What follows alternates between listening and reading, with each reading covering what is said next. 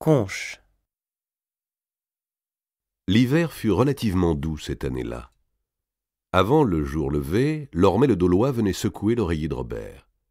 Celui-ci poussait quelques grands bâillements de fauve, se mouillait un peu le visage dans le bassin que lui présentait Gilles Ednel, sautait dans ses vêtements de chasse, tout de cuir et la fourrure en dedans, les seuls vraiment bien agréables à porter. Puis il allait ouïr messe basse en sa chapelle. L'aumônier avait ordre de dépêcher l'office, évangile et communion en quelques minutes.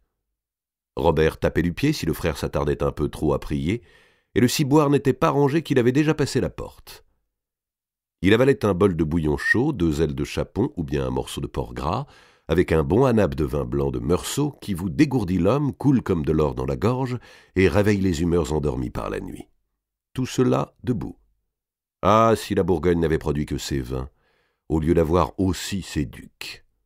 Manger matin donne grand santé, disait Robert, qui croquait encore en gagnant son cheval. Le coutel au côté, la corne en sautoir, et son bonnet de loup enfoncé sur les oreilles, il était en selle. La meute de chiens courants tenus sous le fouet aboyait à pleine gueule. Les chevaux piaffaient, la croupe piquée par le petit froid matinal. La bannière claquait sur le haut du donjon puisque le seigneur séjournait au château. Le pont-levis s'abaissait, et chiens, chevaux, valets, veneurs à grand vacarme déboulaient vers la mare, au cœur du bourg, et gagnaient la campagne à la suite du gigantesque baron. Il traîne les matins d'hiver sur les prés du pays d'Ouche une petite brume blanche qui a une odeur d'écorce et de fumée. Robert d'Artois aimait Conches, décidément. Ce n'était qu'un petit château, certes, mais bien plaisant, avec de bonnes forêts alentour. Un pâle soleil dissipait la brume juste comme on arrivait au rendez-vous, où les valets de limier présentaient leur rapport. Ils avaient relevé trace et volcelets, on attaquait à la meilleure brisée. Les bois de Conches regorgeaient de cerfs et de sangliers. Les chiens étaient bien créancés. Si l'on empêchait le sanglier de s'arrêter pour pisser, il était pris en guerre plus d'1 heure. Les grands cerfs majestueux emmenaient leur monde un peu plus longtemps. Par de longs débouchés, où la terre volait en gerbe sous les pieds des chevaux, et ils allaient se faire aboyer raides haletant, la langue sortie sous leur lourde ramure dans quelque étang ou marais. Le comte Robert chassait au moins 4 fois la semaine. Cela ne ressemblait pas aux grands laissés-cours royaux où 200 seigneurs se pressaient, où l'on ne voyait rien, et où, par crainte de perdre la compagnie, on chassait le roi plutôt que le gibier. Ici, vraiment, Robert s'amusait entre ses piqueurs, quelques vassaux du voisinage, fort fiers d'être invités, et ses 2 fils, qu'il commençait de former à l'art de vénerie, que tout bon chevalier se doit de connaître. Il était content de ses fils, 10 et 9 ans, qui grandissaient en force. Ils surveillaient leur travail aux armes et à la quintaine. Ils avaient de la chance, ces gamins. Robert avait été trop tôt privé de son père. Il servait lui-même l'animal à la lie, prenant son coutelas pour le cerf ou un épieu pour le sanglier.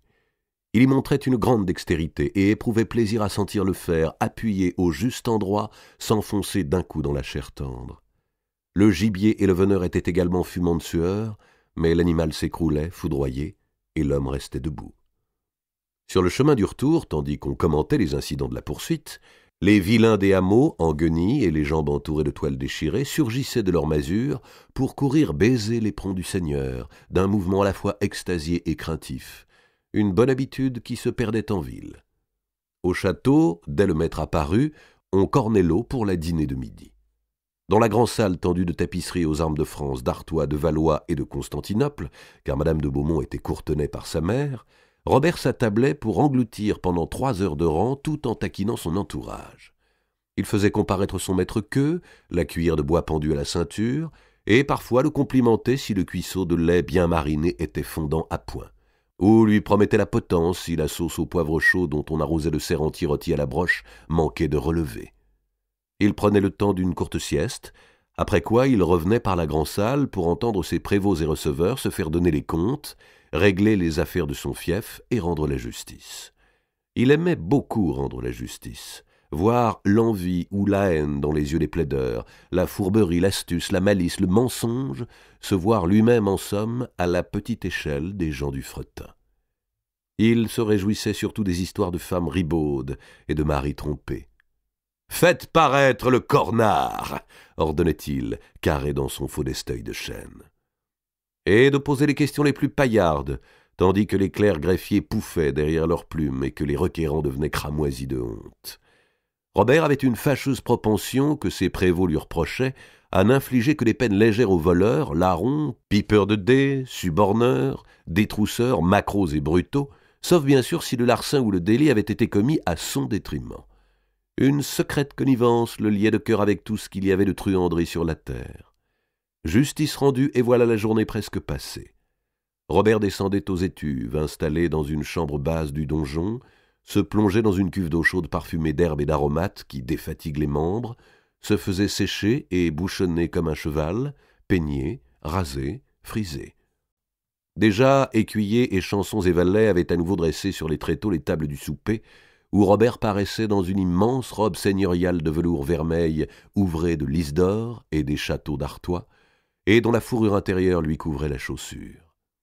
Madame de Beaumont, elle, portait une robe de camocasse violet, fourrée de menu vert, brodée en or des initiales J et R entrelacées, avec semis de trèfle d'argent.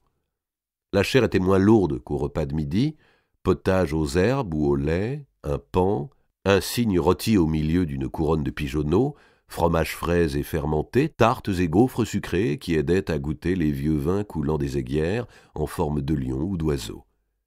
On servait à la française, c'est-à-dire à 2 par écuelle, une femme et un homme mangeant au même plat, sauf le seigneur.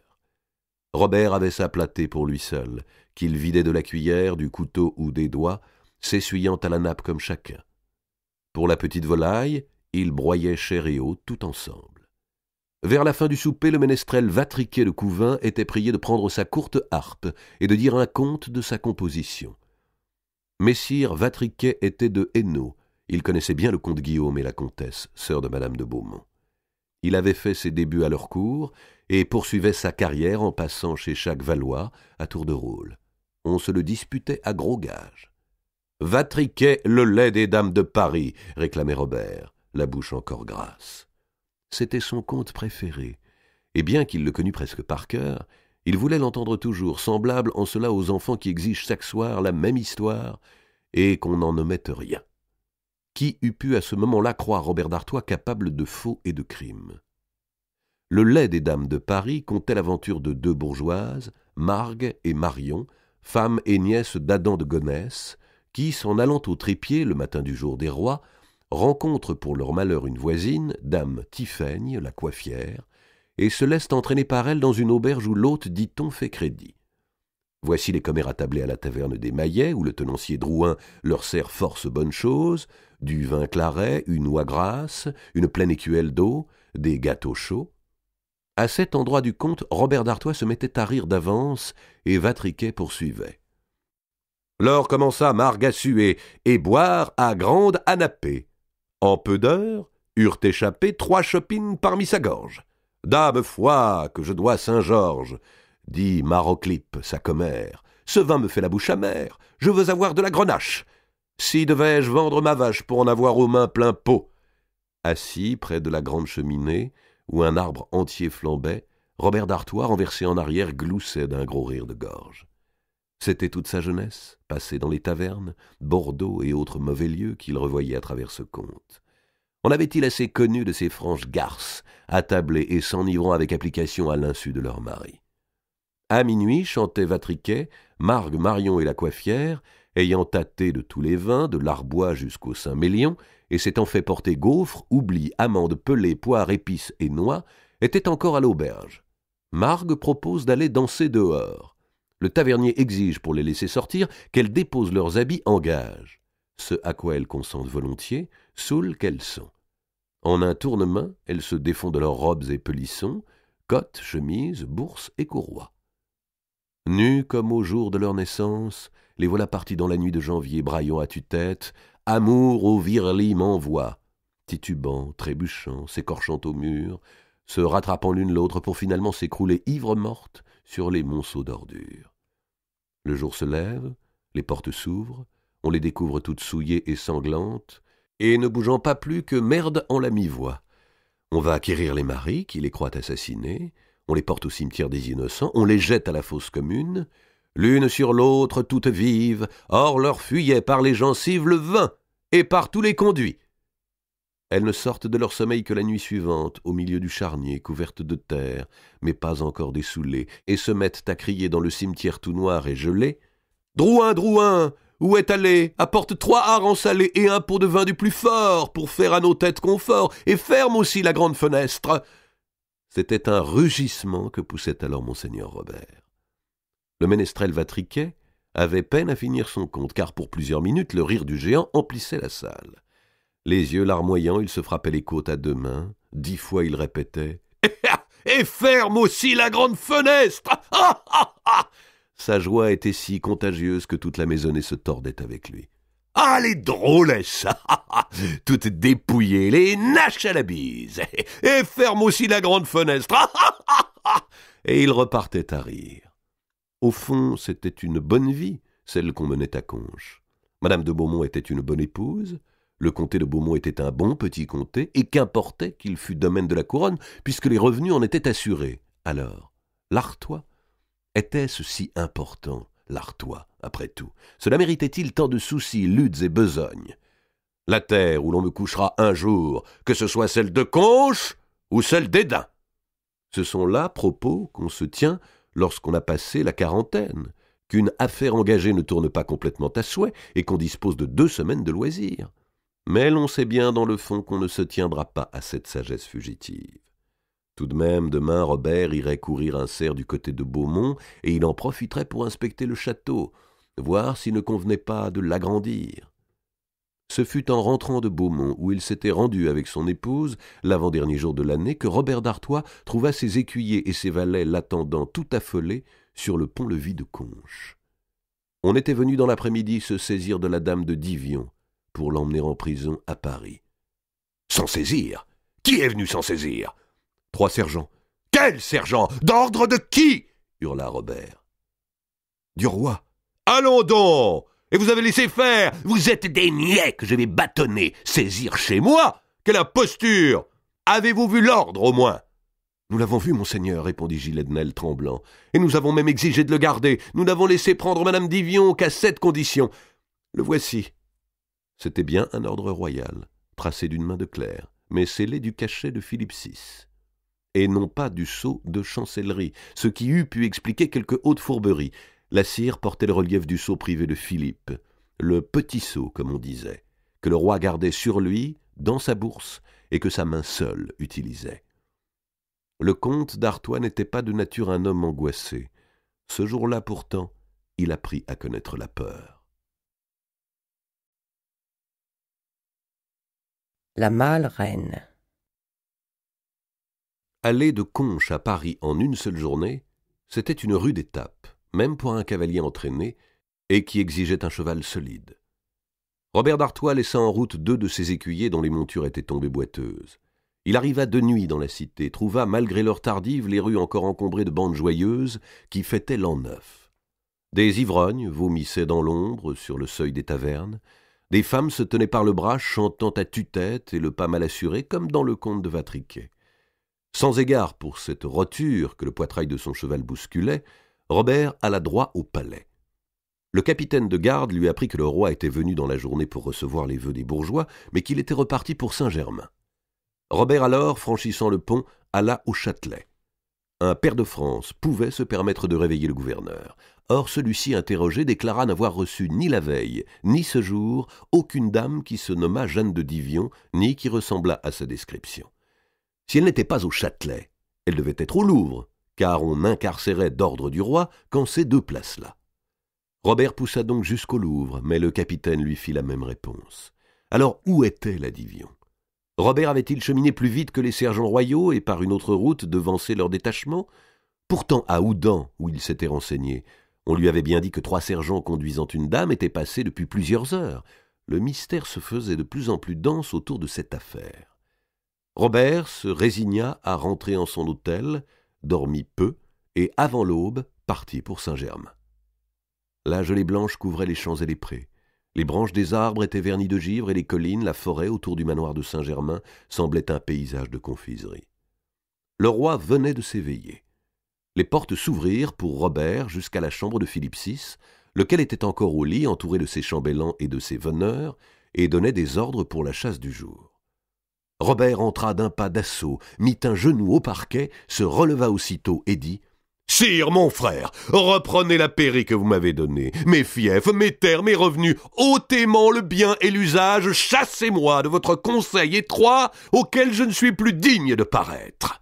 Non, je ne suis plus rien au royaume. » Ouvrant tout grand ses yeux bleus par-dessus son nez charnu, Philippe demanda « Mais qu'avez-vous donc, mon frère? D'où vous vient cet émoi? Que dites-vous » ?»« Je dis le vrai. Je dis que je ne suis plus rien au royaume puisque le roi, sans daigner m'en informer, fait saisir une personne qui loge sous mon toit. » »« Qui ai-je fait saisir? Quelle personne? » ?»« Une certaine dame de Divion, mon frère, qui est de ma maison, servante à la robe de mon épouse votre sœur, et que 3 sergents sur votre ordre sont venus prendre à mon château de Conches pour la conduire en geôle. »« Sur mon ordre ?» dit Philippe stupéfait. « Mais je n'ai jamais donné tel ordre. Divion, j'ignore ce nom. Et de toute manière, mon frère, faites-moi la grâce de me croire, je n'eusse point fait saisir en votre maisonnée, quand même en aurais-je eu le motif sans vous tenir au fait, et d'abord vous demander conseil. »« C'est ce que j'aurais cru, mon frère, dit Robert. Pourtant, cet ordre est bien de vous. » Et il tira de sa cotte la lettre d'arrestation remise par les sergents. Philippe VI y jeta les yeux, reconnut son petit sceau, et les chairs de son nez blêmirent. « Héroard, ma robe !» cria-t-il à l'un de ses chambellans. « Et qu'on se hâte à sortir, qu'on me laisse seul avec monseigneur d'Artois !» Ayant rejeté ses couvertures brodées d'or, il était déjà debout en longue chemise blanche.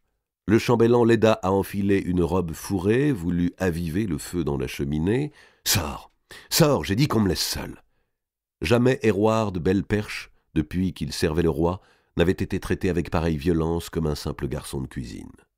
« Non, je n'ai nullement scellé cela, ni dicté rien qui y ressemble, » dit le roi quand le chambellan se fut retiré.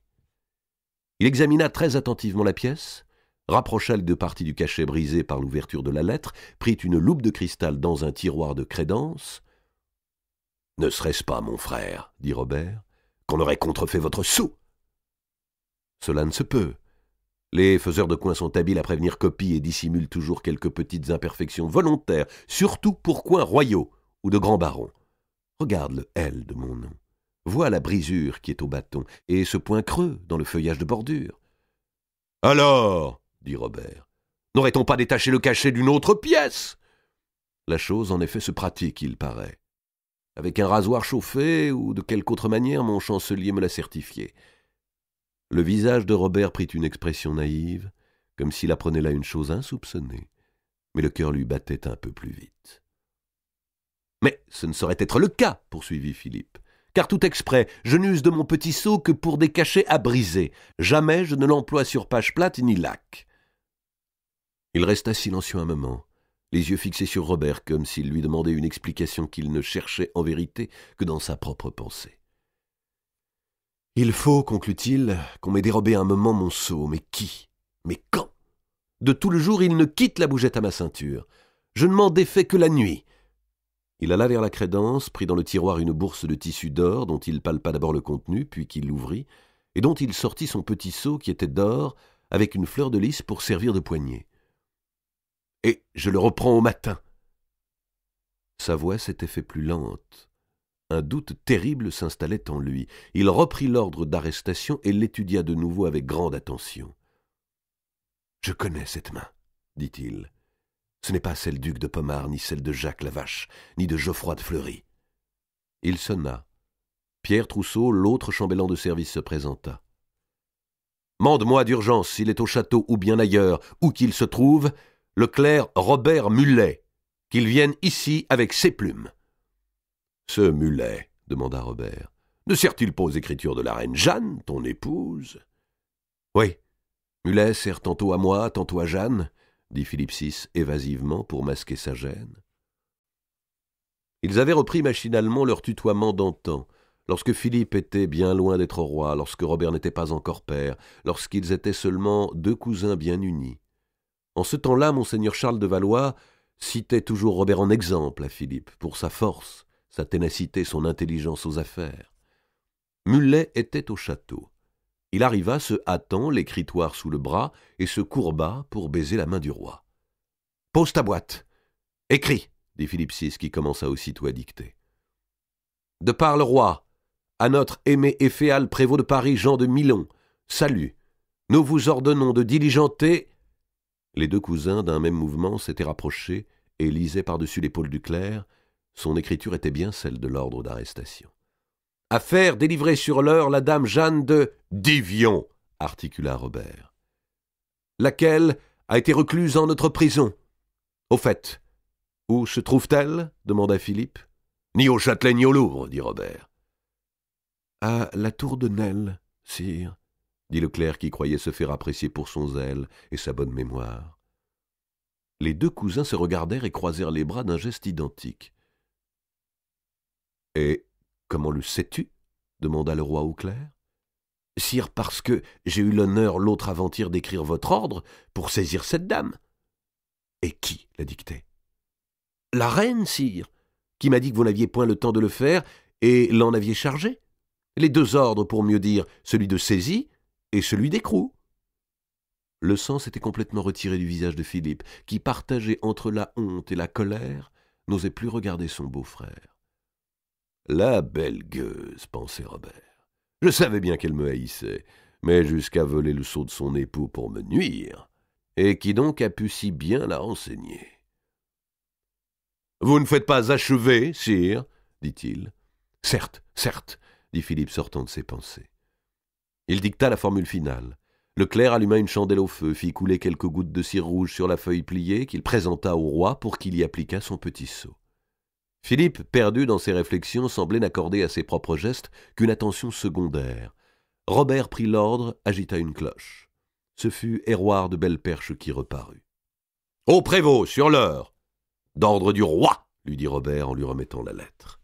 « Et fais appeler séant madame la reine !» ordonna Philippe VI depuis le fond de la pièce.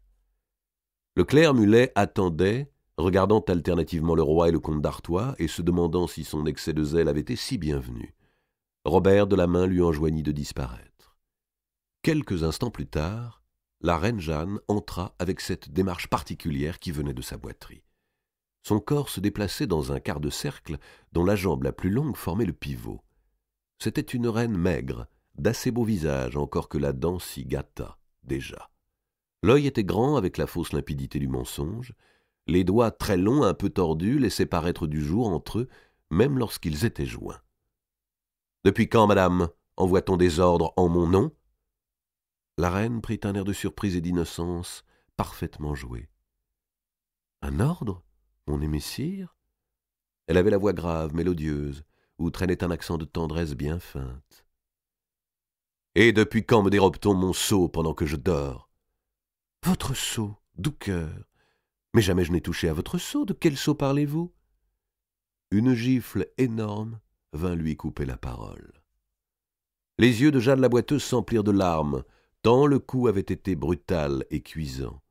Sa bouche s'entr'ouvrit de stupeur, et elle porta ses longs doigts sur sa joue, qui se marbrait de rouge. Robert d'Artois n'était pas moins surpris, mais lui avec bonheur. Jamais il n'aurait cru son cousin Philippe, que chacun disait si soumis à sa femme, capable de lever la main sur elle. Serait-il vraiment devenu roi? Se dit Robert. Philippe de Valois était surtout redevenu homme, et pareil à tout époux, grand seigneur ou dernier valet, qui corrige sa femme menteuse. Une autre gifle partit, comme si la première lui avait aimanté la main, et puis une grêle. Jeanne, affolée, se défendait le visage de ses deux bras levés. La main de Philippe tombait où elle pouvait, sur le haut de la tête, sur les épaules. En même temps, il criait « C'est l'autre nuit, n'est-ce pas, que vous m'avez joué ce tour ? Et vous avez le front de nier alors que Mulet m'a tout avoué, mauvaise putain qui me mignote, se frotte à moi, se dit toute prise d'amour, profite de la faiblesse que j'ai pour elle, et me berne quand je dors, et me dérobe mon sceau de roi. Ne sais-tu pas qu'il n'est acte plus laid, pire que vol ? Que d'aucun sujet en mon royaume fût-ce le plus grand, je ne tolérerais qu'il usât du cachet d'autrui sans le faire bâtonner. Et c'est du mien qu'on se sert. A-t-on vu pire scélérate qui veut me déshonorer devant mes pères, devant mon cousin, mon propre frère? N'ai-je pas raison, Robert? Dit-il, s'arrêtant un instant de frapper pour chercher approbation. Comment pourrions-nous gouverner nos sujets si chacun se servait à volonté de nos sceaux pour ordonner ce que nous n'avons point voulu? C'est faire viol à notre honneur. » Puis, revenant sur sa femme avec un brusque regain de fureur, « Et voilà le bel emploi que vous faites de l'hôtel de Nesle, que je vous ai donné. M'avez-vous assez supplié pour l'avoir? Êtes-vous aussi mauvaise que votre sœur, et cette tour maudite servira-t-elle toujours à abriter les méfaits de Bourgogne? Que si vous n'étiez pas à la reine par le malheur que j'ai eu de vous épouser, c'est bien vous que j'y ferai jeter en prison, et puisque par d'autres ne peut vous châtier, eh bien je le fais moi-même. » Et les coups se remirent à pleuvoir. « Puisse-t-il la laisser morte ?» pensait Robert. Jeanne s'était maintenant recroquevillée sur le lit, les jambes battant hors de sa robe, et chaque coup lui tirait un gémissement ou un hurlement. Puis soudain elle fit face comme un chat, les ongles en avant, et se mit à hurler, les joues barbouillées de larmes. « Oui, oui, je l'ai fait, oui, j'ai dérobé ton sceau dans ton sommeil parce que tu te rends mauvaise justice et que je veux défendre mon frère de Bourgogne contre ces méchants Robert, que voici, qui nous a toujours nui par cautèle et par crime, qui, de complot avec ton père, a fait périr ma sœur Marguerite. »« Garde la mémoire de mon père hors de ta bouche !» s'écria Philippe. À la lueur qu'elle vit dans le regard de son époux, elle se tut, car vraiment il était bien capable de la tuer. Il ajouta, élevant la main d'un geste protecteur jusqu'à l'épaule de Robert d'Artois, « Et garde-toi, mauvaise, de jamais nuire à mon frère qui est le meilleur soutien de mon trône !» Quand il alla ouvrir la porte pour informer son chambellan qu'il supprimait la chasse de ce jour, 20 têtes accolées reculèrent ensemble. Jeanne la Boiteuse était détestée des serviteurs qu'elle harcelait d'exigences, qu'elle dénonçait pour le moindre manquement, et qu'il appelait entre eux la male-reine. Le récit de la correction qu'elle venait de recevoir allait emplir de joie le palais. Vers la fin de la matinée, dans le verger de Saint-Germain, où la gelée fondait, Philippe et Robert se promenaient ensemble à Palan. Le roi avait la tête basse. « N'est-ce pas chose affreuse, Robert, que d'avoir à se défier de sa propre épouse, et même quand on dort? Que puis-je faire? Mettre mon seau sous mon oreiller? Elle y glissera la main, j'ai le sommeil lourd. Je ne puis quand même pas l'enfermer au couvent, c'est ma femme. Ne plus la laisser dormir auprès de moi, c'est tout ce que je puis. Le pis est que je l'aime, cette drôlesse. Ne va point le redire, mais j'ai, comme tout chacun, tâté de quelque autre au déduit. J'en suis revenu avec plus de goût pour elle. Mais si jamais elle recommence, je la battrai encore. » À ce moment, Trouillard d'usage, vidame du Mans et chevalier de l'Hôtel, s'avança dans l'allée pour annoncer le prévôt de Paris qui le suivait. Rond de bedaine et roulant sur de courtes pattes, Jean de Milon n'avait pas la mine gaie. « Alors, messire prévôt, vous avez fait relâcher cette dame ?»« Non, sire, » répondit le prévôt d'une voix gênée. « Quoi, mon ordre était-il faux? Peut-être n'avez-vous pas reconnu mon sceau? »« Non point, sire, mais avant de l'exécuter, je voulais vous en entretenir et suis bien aise aussi de trouver monseigneur d'Artois avec vous, » dit Jean de Milon en regardant Robert d'un air gêné. « Cette dame a confessé. »« Qu'a-t-elle confessé ?» demanda Robert. « Toutes sortes de vilainies, monseigneur. Fausse écriture, pièces contrefaites et d'autres choses encore. » Robert garda très bon contrôle de soi, feignit même de prendre la chose pour plaisanterie et s'écria en haussant les épaules. « Certes, si l'on a passé à la question, elle a dû confesser beaucoup. Que je vous livre aux tourmenteurs, messire de Milon, et je gage que vous confesserez m'avoir voulu sodomiser. » « Hélas, monseigneur, dit le prévôt, la dame a parlé avant la question. Par peur, simplement par peur d'être questionnée, elle a donné longue liste de complices. » Philippe VI, silencieux, observait son beau-frère. Un nouveau travail se faisait dans sa tête. Robert sentit un piège se refermer sur lui. Un roi qui vient de rouer de coups son épouse, et devant témoin pour usurpation de sceaux et fausses lettres, peut difficilement relâcher, même pour complaire à son plus intime parent, une ordinaire sujette qui vient d'avouer d'identiques méfaits. « Ton conseil, mon frère ?» demanda Philippe à Robert sans le quitter du regard. Robert comprit que son salut dépendait de sa réponse. Il fallait jouer la loyauté. Tant pis pour les Divian. Tout ce qu'elle avait pu ou pourrait déclarer le concernant serait tenu par lui pour mensonge éhonté. « Votre justice, sire mon frère, votre justice, déclara-t-il. Maintenez cette femme en cachot, et si elle m'a trompé, sachez bien que je réclamerai de vous la plus grande rigueur. » En même temps, il se disait « Mais qui donc a prévenu le duc de Bourgogne ?» Et puis, la réponse, l'évidente réponse, lui vint aussitôt. Il n'existait qu'une seule personne qui eût pu dire au duc de Bourgogne ou à la male-reine elle-même que la Divion se trouvait à Conches. Béatrice. Ce fut seulement vers la fin mars, quand la Seine, gonflée par les crues de printemps, inondait les rives et entrait dans les caves, que des mariniers repêchèrent du côté de Chatou un sac flottant entre deux eaux, contenant un corps de femme complètement nu. Toute la population du village, pataugeant dans la boue, s'était assemblée autour de la macabre trouvaille, et les mères giflaient leurs gamins en criant « Allons, fuyez vous autres! Ce n'est pas pour vous, ces choses-là !» Le cadavre était hideusement gonflé, avec l'horrible teinte verdâtre d'une décomposition déjà avancée. Il avait dû séjourner plus d'1 mois dans le fleuve.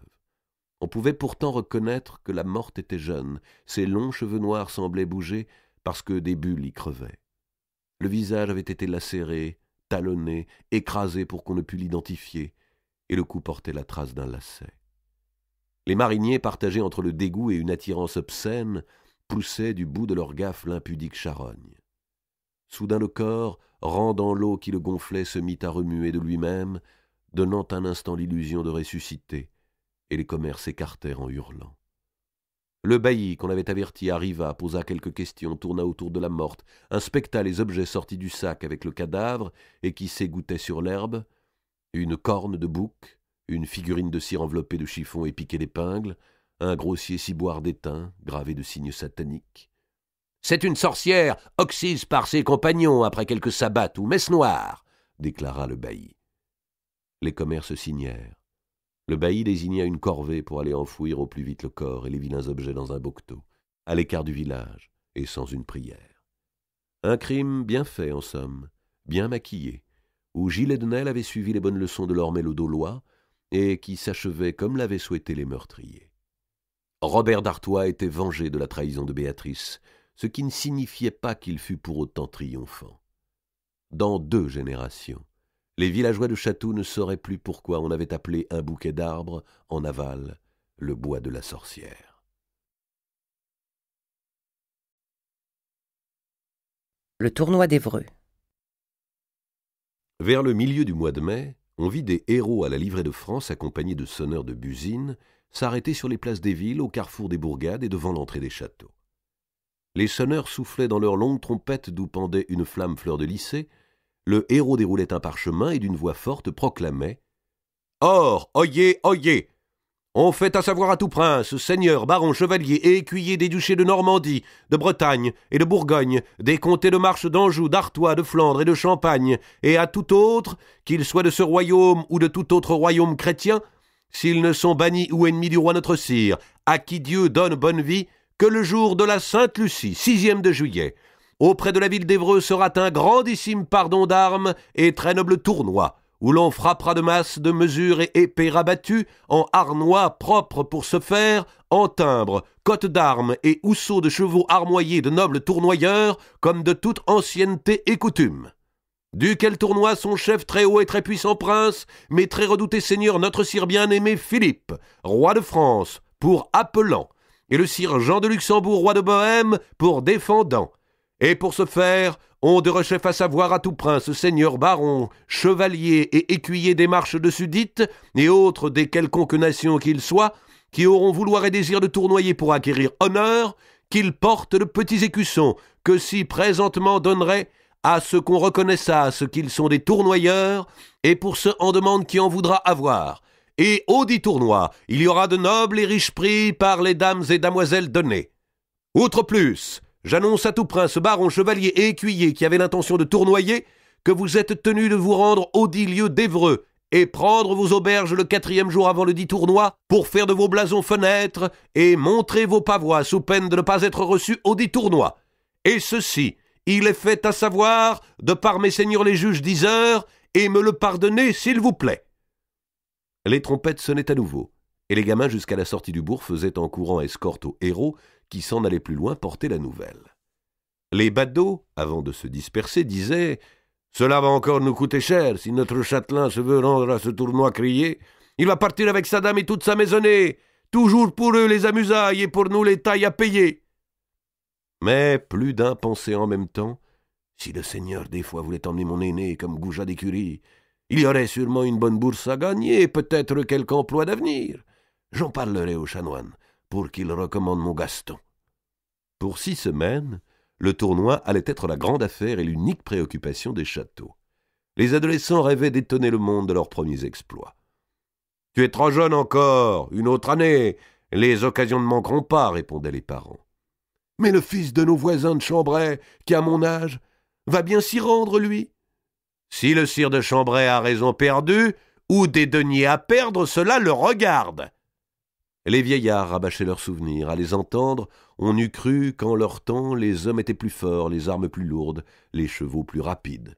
Au tournoi de Kenilworth, que donna le lord Mortimer de Shirk, l'oncle à celui qu'on pendit à Londres cet hiver. Au tournoi du Condé sur Escaut, chez monseigneur Jean d'Aven, le père au comte de Hainaut l'actuel.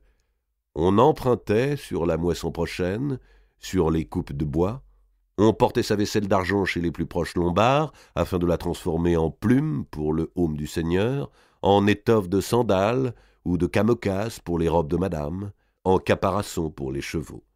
Les hypocrites feignaient de se plaindre. « Ah, que de dépenses, que de soucis, alors qu'il ferait si bon à demeurer chez soi. Mais nous ne pouvons nous dispenser de paraître à ce tournoi pour l'honneur de notre maison. Si le roi notre sire a envoyé ses héros à la porte de notre manoir, nous le fâcherions en n'y allant pas. » Partout, on tirait l'aiguille, on battait le fer, on cousait le tissu de maille sur le cuir des aubergeons, on entraînait les chevaux et on s'entraînait soi-même dans les vergers dont les oiseaux s'enfuyaient effrayés par ces charges, ces chocs de lance, ces grands cliquetis d'épée. Les petits barons mettaient 3 heures à essayer leur cervelière. Pour se faire la main, les châtelains organisaient des tournois locaux où les hommes d'âge, fronçant le sourcil, gonflant les joues, jugeaient des coups en regardant leurs cadets s'éborgner. Après quoi, l'on s'attablait pour dîner longuement, baffrant, buvant et discutant. Ces jeux guerriers, de baronnie à baronnie, finissaient par être aussi coûteux que de vraies campagnes. Enfin, on se mettait en route. Le grand-père avait décidé à la dernière minute d'être du voyage, et le fils de 14 ans avait eu gain de cause. Il servirait de petit écuyer. Les destriers d'armes, qu'il ne fallait point fatiguer, étaient conduits en main. Les coffres aux robes et aux cuirasses étaient chargés sur des mulets. Les goujats de service traînaient les pieds dans la poussière. On logeait aux hôtelleries des couvents ou bien chez quelques parents dont le manoir se trouvait sur le chemin et qui lui-même se rendait au tournoi. Un lourd souper encore, copieusement arrosé, et à l'aube, crevant, on repartait tous ensemble. Ainsi, de halte en halte, les troupes grossissaient jusqu'à la rencontre en formidable appareil du sire-comte dont on était le vassal. On lui baisait la main, quelques banalités s'échangeaient qui seraient longuement commentées, les dames faisaient sortir des coffres une de leurs robes nouvelles, et l'on s'agrégeait à la suite du comte, déjà longue d'une demi-lieue, et toute bannière flottante sous le soleil de début d'été. De fausses armées équipées de lances épointées, d'épées sans tranchant et de masses sans poids franchissaient alors la Seine, l'Eure, la Rille, ou montaient de la Loire pour se rendre à une fausse guerre où rien n'était sérieux sinon les vanités. Dès 8 jours avant le tournoi, il ne restait plus chambre ou soupente allouée en toute la ville d'Évreux. Le roi de France tenait sa cour dans la plus grande abbaye, et le roi de Bohême, en l'honneur duquel les fêtes étaient données, logeait chez le comte d'Évreux, roi de Navarre. Singulier prince que ce Jean de Luxembourg, roi de Bohême, parfaitement impécunieux, couvert de plus de dettes que de terres, qui vivait au crochet du trésor de France, mais n'eût pas imaginé de paraître en moins grand équipage que l'hôte dont il tirait ses ressources. Luxembourg avait près de 40 ans, et en paraissait 30. On le reconnaissait à sa belle barbe châtaine, soyeuse et déployée, à sa tête rieuse et altière, à ses mains avenantes, toujours tendues. C'était un prodige de vivacité, de force, d'audace, de gaieté, de bêtise aussi. D'une stature voisine de celle de Philippe VI, il était vraiment magnifique et offrait en tout point la figure d'un roi tel que l'imagination populaire pouvait se la représenter. Il savait se faire aimer de tous, des princes comme du peuple, universellement. Il était même parvenu à être l'ami à la fois du pape Jean XXII et de l'empereur Louis de Bavière, ses 2 adversaires irréductibles. Merveilleuse réussite pour un imbécile, car chacun là-dessus s'accordait également. Jean de Luxembourg était aussi stupide qu'il était séduisant. La bêtise n'interdit pas l'entreprise, au contraire. Elle en masque les obstacles et fait apparaître facile ce qui, à toute tête un peu raisonnante, semblerait désespéré. Jean de Luxembourg, délaissant la petite Bohême où il s'ennuyait, s'était engagé en Italie dans de démentes aventures. « Les luttes entre Gibelins et Guelfes ruinent ce pays », avait-il pensé, comme s'il faisait là grande découverte. « L'empereur et le pape se disputent des républiques dont les habitants ne cessent de s'entretuer. Eh bien, puisque je suis un ami du parti et de l'autre, qu'on me remette ces États, et j'y ferai régner la paix. » Le plus étonnant était qu'il y fût presque parvenu. Pendant quelques mois, il avait été l'idole de l'Italie, mis à part les Florentins, gens difficiles à berner, et le roi Robert de Naples, que ce gêneur commençait à inquiéter. En avril, Jean de Luxembourg avait tenu une conférence secrète avec le cardinal légat Bertrand du Pouget, parent du pape, et même, chuchotait-on, son fils naturel, conférence par laquelle les Bohémiens considéraient avoir réglé d'un coup et le sort de Florence, et le retrait de Rimini au Malatesta, et l'établissement d'une principauté indépendante dont Bologne serait la capitale. Or, sans qu'il sût comment, sans qu'il comprît pourquoi, alors que ses affaires semblaient si bien avancées qu'il songeait même à remplacer son intime ami Louis de Bavière au trône impérial, voilà que soudain Jean de Luxembourg avait vu se dresser contre lui deux coalitions formidables, où Guelfes et Gibelins pour une rare fois faisaient alliance, où Florence était d'accord avec Rome, où le roi de Naples, soutien du pape, attaquait au sud, tandis que l'empereur, ennemi du pape, attaquait au nord, et où les deux ducs d'Autriche, le margrave de Brandebourg et le roi de Pologne, le roi de Hongrie, venaient à la rescousse. Il y avait là de quoi surprendre un prince si aimé, et qui voulait donner la paix aux Italiens. Laissant seulement 800 chevaux à son fils Charles pour maîtriser toute la Lombardie, Jean de Luxembourg, la barbe au vent, avait couru de Parme jusqu'en Bohême, où les Autrichiens pénétraient. Il était tombé dans les bras de Louis de Bavière, et à force de grands baisers sur les joues, avait dissipé l'absurde malentendu. La couronne impériale? Mais il n'y avait songé que pour faire plaisir au pape. À présent, il arrivait chez Philippe de Valois pour le prier d'intervenir auprès du roi de Naples, et lui soutirer également de nouveaux subsides, afin de poursuivre son projet de royaume pacifique. Philippe VI pouvait-il faire moins envers cet hôte chevaleresque que d'offrir un tournoi en son honneur? Ainsi, dans la plaine d'Évreux, sur les bords de l'Iton, le roi de France et le roi de Bohême, amis fraternels, allaient se livrer fausse bataille, avec plus de monde sous les armes que n'en avait le fils de ce même roi de Bohême pour s'opposer à l'Italie entière. Les lices, c'est-à-dire l'enclos du tournoi, était tracée dans une vaste prairie plate où elle formait un rectangle de 300 pieds sur 200, fermé par deux palissades, la première à claire-voie et faite de poteaux terminés en pointe, la seconde à l'intérieur un peu plus basse et bordée d'une épaisse main courante. Entre les deux palissades se tenaient pendant les épreuves les valets d'armes des tournoyeurs. Du côté de l'ombre avaient été bâtis les échafauds, 3 grandes tribunes couvertes de toiles et décorées de bannières, celle du milieu pour les juges et les 2 autres pour les dames. Tout autour, dans la plaine, se pressaient les pavillons des valets et palefreniers. C'est là qu'on venait admirer en se promenant les montures de tournois. Sur chaque pavillon flottaient les armes de son propriétaire. Les 4 premiers jours de la rencontre furent consacrés aux joutes individuelles, aux défis que se lançaient 2 à 2 les seigneurs présents. Certains voulaient leur revanche d'une défaite essuyée dans une précédente rencontre. D'autres, qui ne s'étaient jamais encore mesurés, souhaitaient s'éprouver. Ou bien l'on poussait 2 jouteurs fameux à s'affronter. Les tribunes s'emplissaient plus ou moins selon la qualité des adversaires. 2 jeunes écuyers avaient-ils pu, en faisant démarche, obtenir les lices pour une demi-heure de grand matin. Les échafauds alors n'étaient que maigrement garnis de quelques amis ou parents. Mais qu'on annonça une rencontre entre le roi de Bohême et messire Jean de Hainaut, arrivé tout exprès de sa Hollande avec 20 chevaliers, les tribunes menaçaient de crouler. C'était alors que les dames arrachaient une manche de leur robe pour la remettre aux chevaliers de leur choix, fausse manche souvent, où la soie n'était cousue par-dessus la vraie manche que par quelques fils faciles à casser, ou bien vraie manche chez certaines dames osées qui se plaisaient à découvrir un beau bras. Il y avait toute espèce de personnes sur les gradins, car en cette grande affluence qui faisait d'Évreux comme une foire de noblesse, on ne pouvait point trop trier. Quelques folieuses de haut vol, aussi parées que les baronnes et plus jolies souvent et de plus fine manière, parvenaient à se glisser aux meilleures places, jouaient de l'œil et provoquaient les hommes à d'autres tournois.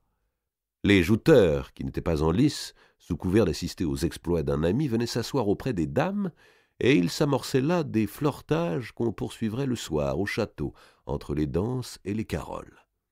Messire Jean de Hainaut et le roi de Bohême, invisibles sous leurs armures empanachées, portaient chacun à la hampe de leur lance 6 manches de soie, comme autant de cœurs accrochés.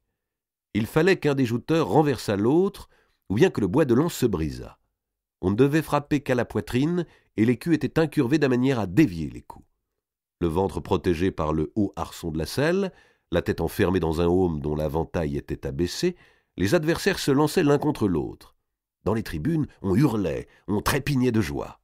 Les 2 jouteurs étaient de force égale, et l'on parlerait longtemps de la grâce avec laquelle messire de Hainaut mettait lance sur fautre, et aussi de la façon qu'avait le roi de Bohême d'être droit comme une flèche sur ses étriers, et de tenir au choc jusqu'à ce que les 2 hampes, se ployant en arc, finissent par se rompre. Quant au comte Robert d'Artois, venu de Conches en voisin, et qui montait d'énormes chevaux percherons, son poids le rendait redoutable. Harnais rouge, lance rouge, écharpe rouge flottant à son aume, il avait une habileté particulière pour cueillir l'adversaire en pleine course, l'élever hors de sa selle et l'envoyer dans la poussière. Mais il était d'humeur sombre ces temps-ci, monseigneur d'Artois, et l'on eût dit qu'il participait à ces jeux plutôt par devoir que par plaisir. Cependant, les juges d'Yzeure, tous choisis parmi les plus importants personnages du royaume, tels le connétable Raoul de Brienne ou messire Mills de Noyer, s'occupaient de l'organisation du grand tournoi final. Entre le temps passé à se harnacher et déharnacher, à paraître aux joutes, à commenter les exploits, à ménager les vanités des chevaliers qui voulaient combattre sous telle bannière et non sous telle autre, et le temps employé à table, et celui encore d'écouter ménestrel après les festins, et de danser encore, après avoir ouï les chansons, c'était à peine si le roi de France, le roi de Bohême et leurs conseillers disposaient d'une petite heure chaque jour pour s'entretenir des affaires d'Italie, qui étaient somme toute la raison de cette réunion. Mais on sait que les affaires les plus importantes se règlent en peu de paroles, si les interlocuteurs sont en bonne humeur de s'accorder. Comme 2 vrais rois de la table ronde, Philippe de Valois, magnifique en ses robes brodées, et Jean de Luxembourg, non moins somptueux, s'adressaient, le hanap en main, de solennelles déclarations d'amitié. On décidait à la hâte d'une lettre au pape Jean XXII ou d'une ambassade au roi Robert de Naples. « Ah, il faudra aussi, mon beau sire, que nous parlions un peu de la croisade, » disait Philippe VI, car il avait repris le projet de son père Charles de Valois et de son cousin Charles le Bel. Tout allait si bien au royaume de France. Le trésor se trouvait si convenablement fourni et la paix de l'Europe, avec l'aide du roi de Bohême, si convenablement assurée, qu'il devenait urgent d'envisager, pour l'honneur et la prospérité des nations chrétiennes, une belle et glorieuse expédition contre les infidèles. « Ah, mes seigneurs, on corne l'eau !» La conférence était levée. On discuterait de la croisade après le repas ou le lendemain.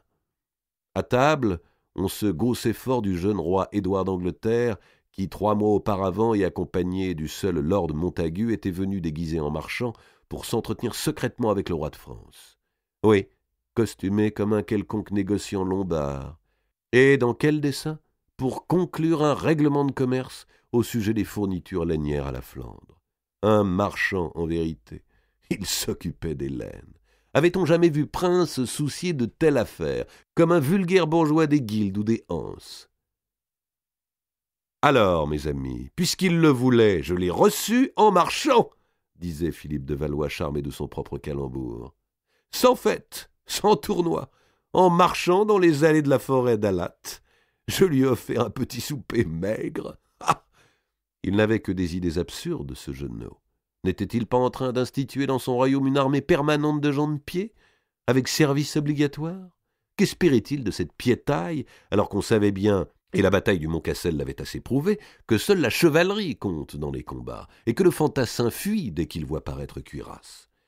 Et il semble toutefois que l'ordre règne davantage en Angleterre depuis que Lord Mortimer a été pendu, faisait observer Mills de Noyer. L'ordre règne, répondait Philippe VI, parce que les barons anglais sont là pour un temps de s'être beaucoup battus entre eux. Dès qu'ils auront repris souffle, le pauvre Édouard verra ce qu'il pourra, avec sa piétaille. Et il avait pensé la guerre, le cher garçon, à réclamer la couronne de France. Allons, mes seigneurs, regrettez-vous de ne l'avoir pour prince, ou bien préférez-vous votre roi trouvé, ajoutait-il en se frappant gaillardement la poitrine. Au sortir de chaque festin, Philippe disait à Robert d'Artois assez bas, « Mon frère, je veux te parler seul à seul et de choses fort graves. »« Sire mon cousin, quand tu le souhaiteras. » »« Eh bien ce soir. » Mais le soir on dansait, et Robert ne cherchait pas à hâter un entretien dont il devinait trop aisément l'objet. Depuis les aveux de la Divion, toujours tenu en prison, d'autres arrestations avaient été opérées, dont celle du notaire Tesson, et tous les témoins soumis à une contre-enquête. On avait remarqué, pendant les brèves conférences avec le roi de Bohême, que Philippe VI ne demandait guère le conseil de Robert, ce qui pouvait être interprété comme un signe de défaveur. La veille du tournoi, le roi d'armes, accompagné de ses héros et de ses sonneurs, se rendit au château, aux demeures des principaux seigneurs, et sur les lices mêmes, afin de proclamer « Or, oyez, oyez, très haut et puissant prince, duc, comte, baron, seigneurs, chevaliers et écuyers. Je vous notifie, de par mes seigneurs les juges diseurs, que chacun de vous fasse ce jour apporter son aume sous lequel il doit tournoyer, et ses bannières aussi, en l'autel de mes seigneurs les juges, afin que mes seigneurs les juges puissent commencer à en faire le partage. Et après qu'ils seront départis, les dames viendront voir et visiter pour en dire leur bon plaisir. Et pour ce jour, autre chose ne se fera, sinon les danses après souper. » À l'hôtellerie des juges, les aumes, à mesure qu'ils arrivaient présentés par les valets d'armes, étaient alignés sur des coffres dans le cloître et répartis par camp. On eût dit les dépouilles d'une folle armée décapitée. Car, pour se bien distinguer pendant la bataille, les tournoyeurs, par-dessus leurs tortilles ou leurs couronnes comtales, faisaient fixer à leur aume les emblèmes les plus voyants ou les plus étranges, qui un aigle, qui un dragon, qui une femme nue ou une sirène, ou une licorne dressée. De plus, de longues écharpes de soie aux couleurs du seigneur étaient accrochées à ces casques. Dans l'après-midi, les dames vinrent à l'hôtellerie et, précédées des juges et des deux chefs de tournoi, c'est-à-dire les rois de France et de Bohême, furent invités à faire le tour du cloître, tandis qu'un héros s'arrêtant devant chaque aume en nommait le possesseur. « Messire Jean de Hainaut, Monseigneur le comte de Blois, Monseigneur d'Évreux, roi de Navarre. » Certains des aumes étaient peints, de même que les épées et les hampes des lances, d'où les surnoms de leurs propriétaires. Le chevalier aux armes blanches, le chevalier aux armes noires. « Messire le maréchal Robert Bertrand, le chevalier au Verlion. » Venait ensuite un aume rouge monumental et que sommait une tour d'or. « Monseigneur d'Artois, comte de Beaumont-le-Roger. » La reine, qui au premier rang des dames avançait de son pas inégal, fit le geste d'étendre la main. Philippe VI l'arrêta en lui relevant le poignet et, feignant de l'aider à marcher, lui dit à mi-voix « Mamie, je vous le défends bien. » La reine Jeanne eut un sourire méchant. « C'eût été pour bonne occasion, » murmura-t-elle à sa voisine et belle-sœur, la jeune duchesse de Bourgogne. Car, selon les règles du tournoi, si une dame touchait un des aumes, le chevalier auquel ce aume appartenait se trouvait recommandé, c'est-à-dire qu'il n'avait plus le droit de participer à la rencontre. Les autres chevaliers s'assemblaient pour le battre à coups de hampe à son entrée en lice. Son cheval était donné au sonneur de trompette, lui-même juché de force sur la main courante qui entourait les lices et obligé d'y demeurer à califourchon ridiculement pendant tout le temps du tournoi. On infligeait tel traitement d'infamie à celui qui avait médit d'une dame ou forfait d'une autre manière à l'honneur, soit en prêtant argent à usure, soit pour parole faussée. Le mouvement de la reine n'avait pas échappé à madame de Beaumont qu'on vit pâlir. Elle s'approcha du roi son frère et lui adressa des reproches. « Ma sœur, » lui répondit Philippe VI, avec une expression sévère, « remerciez-moi plutôt que de vous plaindre. » Le soir, pendant les danses, chacun était au courant de l'incident. La reine avait fait mine de recommander Robert d'Artois. Celui-ci montrait son visage des très mauvais jours. Pour les caroles, il refusa ostensiblement la main de la duchesse de Bourgogne et alla se planter devant la reine Jeanne, laquelle ne dansait jamais à cause de son infirmité. Il resta un long instant, le bras arrondi comme s'il l'invitait, ce qui était méchant affront de revanche. Les épouses cherchaient des yeux leurs maris, les viols et les harpes se faisaient entendre dans un silence angoissé. Il eût suffi du plus léger éclat pour que le tournoi fût avancé d'une nuit et que la mêlée commençât aussitôt dans la salle de bal. L'entrée du roi d'armes, escorté de ses héros et qui venait pour une nouvelle proclamation, produisit une ultime diversion. « Or, oyez, hauts et puissants princes, seigneurs, barons, chevaliers et écuyers, qui êtes au tournoi partis. Je vous fais à savoir, de par mes seigneurs les juges diseurs, que chacun de vous soit demain dedans les rangs à l'heure de midi, en armes et prêt pour tournoyer, car 1 heure après-midi, les juges feront couper les cordes pour commencer le tournoi, auquel il y aura de riches dons par les dames données.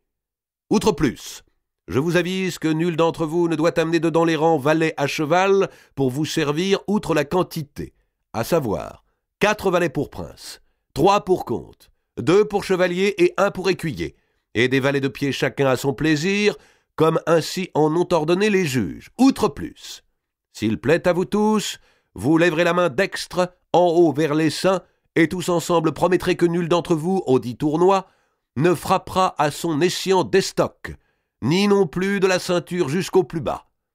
Et d'autre part, si par cas d'aventure le aume choix de la tête, à aucun d'entre vous, nul autre ne le touchera, tant que son aume ne sera remis et lassé. Et vous vous soumettrez, si vous en faites autrement, à perdre armure et destrier, et à être crié banni du tournoi les autres fois. Et ainsi vous jurez et promettez par la foi sur votre honneur. Tous les tournoyeurs présents levèrent la main et crièrent « Oui, oui, nous le jurons !» « Prenez bien garde demain, dit le duc de Bourgogne à ses chevaliers, car notre cousin d'Artois pourrait se montrer mauvais et ne pas respecter toutes les semonces. » Et puis l'on se remit à danser.